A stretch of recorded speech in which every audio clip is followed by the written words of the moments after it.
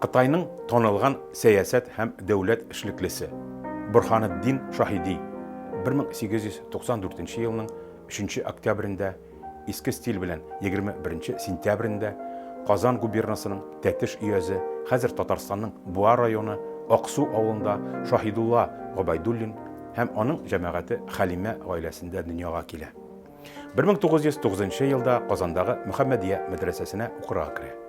1911 елда якташлары Бертуган шәрәфләренең Мәгариф нәшрияты китап кибетенә приказчик булып урнаша. Шул ук елда китап сәүдәсе эшләре белән Мәкәрҗә ярминкәсенә баргач, ул Семипалатинск шәһәреннән килгән татар сәүдәгәре Исмәгыйль Габдел Җаббаров Яппаров белән таныша һәм аның хисапчы итеп чакыру тәкъдимен кабул итә.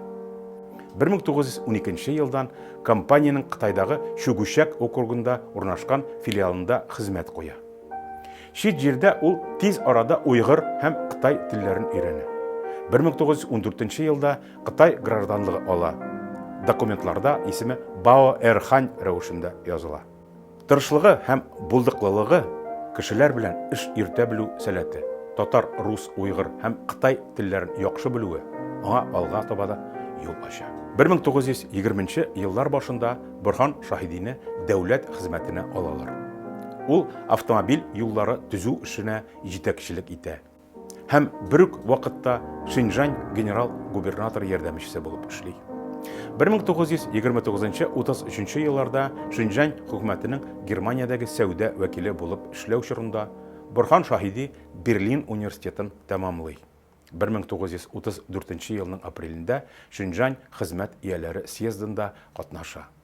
Аның тәкъдиме белән съездда провинцияның аңарча Кашгарлык, Турфанлык, Таранчы, Сарт һәм башка исемнәр белән атап йөртелгән төп халкы уйгыр буларак раслана. Борхан Шаһиди карьера баскычларыннан бик тиз күтәрелә. 1937 елда ул Казакстан СССРның Зайсан шәһәре консулы итеп билгеләнә. Ләкин тиздән Гоминдан хөкүмәте Көнбатыш Кытайда масса күләм репрессияләр уздырганда төрмәгә ябыла. Анда 1944 елга кадәр тотыла. Төрмәдә булуына карамастан, ул провинция җитәкчеләренең рәсми документларын тәрҗемә итү вазифасын башкара. Азат ителеп, озак та үтмәстән 1945 елның февралендә Шинжань эчке эшләр министры итеп билгеләнә. 1946-48 елларда Нанкин шәһәрендәге Гоминдан хөкүмәте әгъзасы.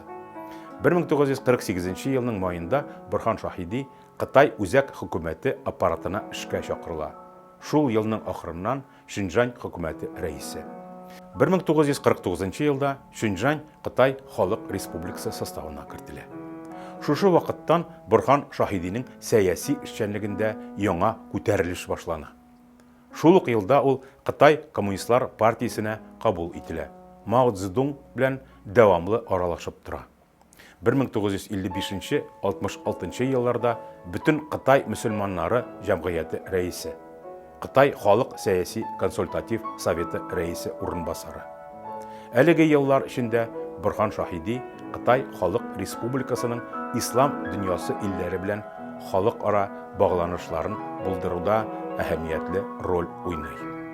Якын көнчыгыш илләре буйлап сәфәре барышында ул күп кенә ислам дәүләтләре, шул исәптән Мисыр, Сүрия, Йәмән белән илчеләр алмашу турында килешүгә ирешә. Шулай ук Сөгүд Гарабстаны, Ливан, Иордания, Эфиопия, Судан җитәкчеләре белән Кытай өчен үтә мөһим сөйләшүләр уздыра. Кытайдагы мәдәни революция чорының катлаулы һәм фаҗигале вакыйгалары Борхан Шаһиди язмышына да вакыла. 1966 елда ул кулга алына һәм 1975 елга кадәр төрмәдә утыра. 1978 елда аны Кытай Халык сәяси консультатив советының бөтен Кытай комитеты әгъзасы итеп сайлыйлар. 1980 елда Борхан Шаһиди тулысынча реабилитацияләнә һәм Дэн Сяопинның урынбасары, шулай ук Кытай конституциясенә төзәтмәләр кертү комиссиясе әгъзасы итеп билгеләнә. Конституция комиссиясендәге эшкә ул бик җитди карый. Актив рәвештә Кытайдагы милли азчылыкларның хокукларын яклый. Аз санлы халыклар, шул исәптән татарлар һәм уйгырлар яши торган территорияләрнең вәкаләтләрен киңәйтү өчен көрәшә.